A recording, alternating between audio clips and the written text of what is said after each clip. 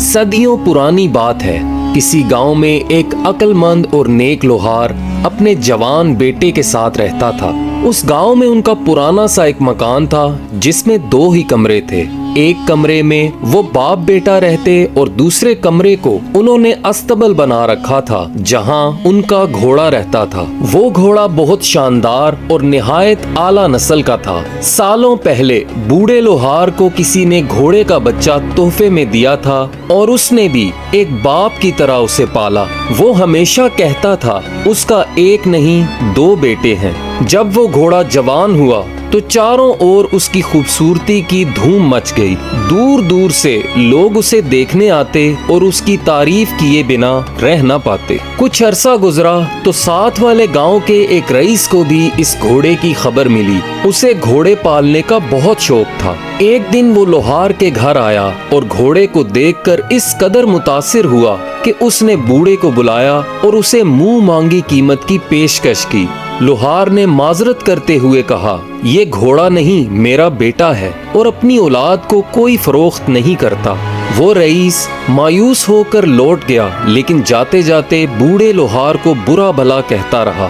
ایک دن گاؤں کے کچھ لوگ بوڑھے لوہار کے گھر آئے اور اس کو سمجھایا کہ تم ایک غریب آدمی ہو، ایسے اعلیٰ نسل کے گھوڑے کو کتنی دیر سنبھال کر رکھ لو گے؟ تمہیں اچھی قیمت مل رہی ہے، اسے بیچ ڈالو، کہیں ایسا نہ ہو کہ کسی دن یہ گھوڑا کوئی چرا کر لے جائے۔ ایسے ہر مشورے کے جواب میں وہ بوڑھا مسکرا دیتا اور سب کو شکریہ کہہ کر واپسی کا راستہ دکھاتا۔ بوڑھے لوہار کی ایک عادت تھی کہ وہ درویش لوگوں کی بہت عزت کرتا تھا اور جب بھی کوئی ایسا بزرگ نظر آتا تو اس سے معرفت اور دانائی کی باتیں سیکھتا۔ ایک دن ساتھ والے گاؤں کے اسی رئیس نے لوہار سے گھوڑا حاصل کرنے کی ایک ترکیب سوچی۔ اس نے ایک بوڑھے شخص کو درویش کے روپ میں ڈھال کر لوہار کے پاس بھیجا۔ وہ نقلی درویش جب لوہار کے گھر آیا تو اس سے کہنے لگا، میں اس گھوڑے سے متعلق ایک پرانا راز جانتا ہوں۔ یہ گھوڑا دراصل ایک قدیم نسل سے تعلق رکھتا ہے اور یہ صرف خاص اور امیر لوگوں کو ہی راس آتا ہے۔ اس نے مزید ڈرایا کہ اس نسل کے گھوڑے گھر کے جوانوں کی موت کا سبب بنتے ہیں۔ جاتے جاتے اس نقلی درویش نے لوہار کو خبردار کیا، ایسے گھوڑے ہمیشہ اپنے مالک کے نصیب کو بدلتے ہیں، لیکن نصیب کبھی سیدھی لکیر میں نہیں چلتا۔ لوہار نے بزرگ کی بات کو غور سے سنا اور کہنے لگا، جو کچھ میرے نصیب میں ہے وہ اللہ بہتر جانتا ہے، اس لیے میں اپنے فیصلے اللہ کی رضا پر چھوڑتا ہوں۔ اگر یہ گھوڑا واقعی آزمائش کا سبب ہے تو میں اس کا سامنا کرنے کے لیے تیار ہوں، لیکن میں اسے کسی قیمت پر فروخت نہیں کروں گا کیونکہ میں نے اسے اپنے بیٹے کی طرح پالا ہے۔ اس نقلی درویش کی بھی کوشش ناکام رہی اور وہ مایوس ہو کر لوٹ گیا۔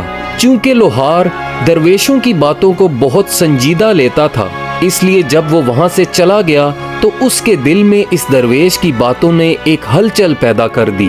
وہ سوچ میں پڑ گیا کہ کیا واقعی اس گھوڑے کے ساتھ کوئی ایسا راز جڑا ہوا ہے جس کا اسے علم نہیں۔ پھر ایک ایسا دن آیا جب وہ اور اس کا بیٹا حسب معمول صبح اٹھے تو دیکھا کہ ساتھ والے کمرے کا دروازہ کھلا ہوا تھا اور گھوڑا وہاں سے غائب تھا۔ پریشان ہو کر وہ دونوں آس پاس دیکھنے لگے مگر کوئی سراغ نہ ملا۔ بوڑھے لوہار نے اپنے بیٹے کو گھوڑے کی تلاش میں بھیجا۔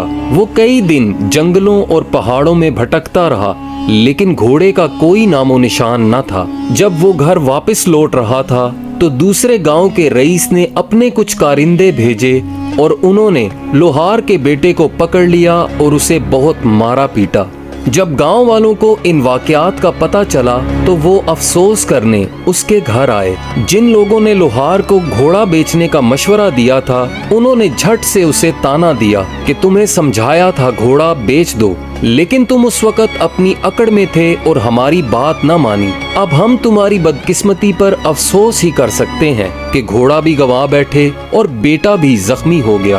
لوہار ان سب کی باتیں سنتا رہا، پھر بڑے اطمینان سے بولا، بھائیو تمہارا بہت بہت شکریہ کہ تم سب میرے پاس آئے اور ہمدردی کا اظہار کیا، مگر مجھے یہ بات سمجھ نہیں آئی کہ اس میں بدقسمتی کہاں سے آ گئی۔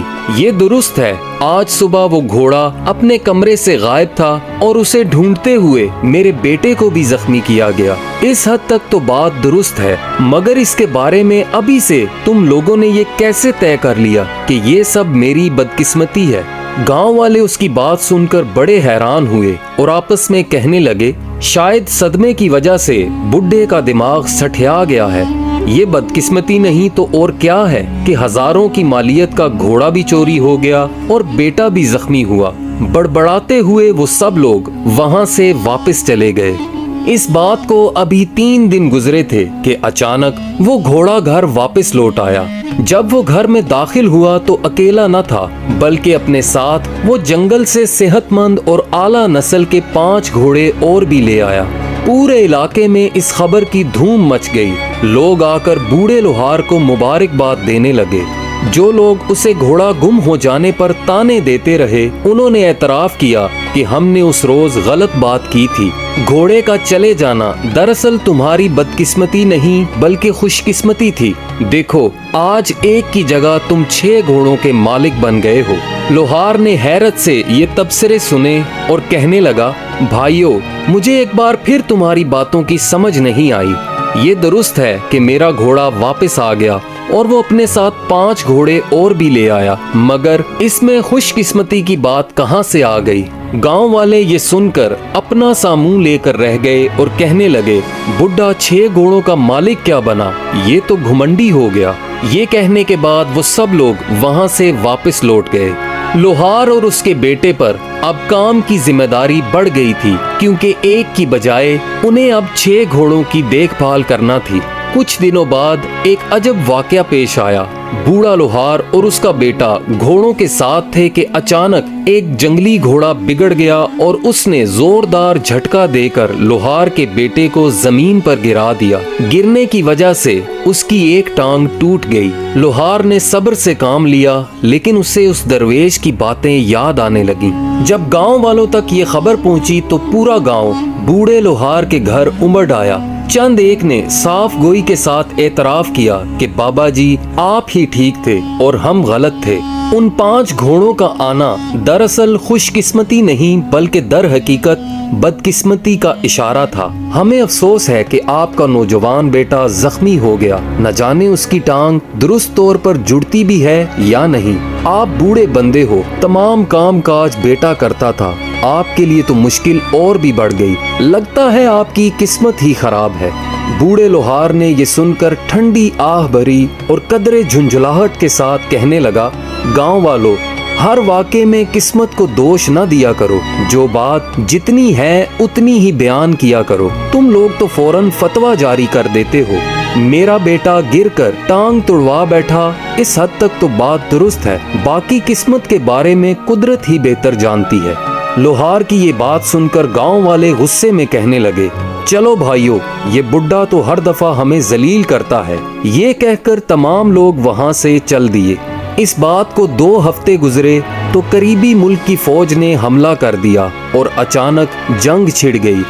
بادشاہ نے ملک کے تمام نوجوانوں کو ڈھونڈنے اور انہیں فوج میں جبری بھرتی کرنے کا حکم دیا۔ اگلے ہی روز ریاستی اہلکار دوسرے دیہات کی طرح اس گاؤں میں بھی آئے اور بوڑھے لوہار کے زخمی بیٹے کے سوا تمام نوجوانوں کو پکڑ کر اپنے ساتھ لے گئے۔ اب گاؤں والے روتے پیٹتے بوڑھے لوہار کے پاس آئے اور کہنے لگے، ہم تو تمہیں بے وقوف سمجھتے تھے، لیکن تم تو ہم سب سے سیانے نکلے۔ واقعی تمہارے بیٹے کا حادثہ بدقسمتی نہیں تھا، سچ پوچھو تو یہ تمہاری خوش قسمتی تھی۔ ہم سب کے بیٹے جنگ لڑنے چلے گئے، معلوم نہیں واپس لوٹتے بھی ہیں یا نہیں۔ تمہارا بیٹا تو گھر میں ہے اور کچھ دنوں میں ٹھیک ہو جائے گا۔ بوڑھے لوہار نے ان سے ہمدردی کا اظہار کیا اور کہنے لگا، بھائیو اگر تم لوگ اصل بات کو سمجھ لیتے تو اب بھی پریشان نہ ہوتے۔ میرا ایمان ہے کہ ہر آزمائش کے پیچھے کوئی حکمت ہوتی ہے جس کا علم صرف اللہ کو ہے۔ चंद हफ्ते गुजरे तो बादशाह की फौज ने दूसरे मुल्क की फौज को शिकस्त दे दी और हर तरफ अमन कायम होने लगा। बादशाह को गांव-गांव जाकर अपने अवाम की हालत देखने का शौक था ताकि जंग के बाद के हालात को बेहतर तौर पर जान सके। एक दिन बादशाह ने गांव वालों को अपने दरबार में दावत दी। तमाम गांव वहां जमा हुआ और बूढ़ा लोहार भी वहीं मौजूद था। गांव वालों ने बादशाह को लोहार के साथ पेश आए तमाम वाकयात बताए। उसके घोड़े का गुम हो जाना, फिर उसके साथ मजीद 5 घोड़े आना, फिर उसके बेटे की टांग का टूट जाना, लेकिन इसी हादसे की वजह से जंग में ना जाना। सब ने कहा कि ये बूढ़ा लोहार किस्मत का धनी है। बादशाह ने लोहार को अपने पास बुलाया और कहने लगा, मैंने तुम्हारी किस्मत के उतार चढ़ाव की कहानी सुनी। तुम्हारी किस्मत के ये वाकयात हैरान कुन है, लेकिन सबसे ज्यादा हैरत की बात ये है कि तुम हर आजमाइश को बगैर किसी शिकायत के कबूल करते हो। मैं ये जानना चाहूंगा कि तुम्हारे पास ये हिकमत और सब्र कहाँ से आए। बूढ़े लोहार ने बादशाह के सामने सर झुकाया और कहने लगा, बादशाह सलामत, मेरी हिकमत मेरी आजमाइशों का नतीजा है। मैंने अपनी जिंदगी से सीखा है कि हर वाकया, चाहे वो बज़ाहिर खुशी का हो या गम का, दरअसल एक इम्तिहान होता है। हमें ना तो खुशी में मगरूर होना चाहिए और ना ही गम में मायूस, क्योंकि अल्लाह की रजा में राजी रहना ही दरअसल हकीकी खुशकिस्मती है।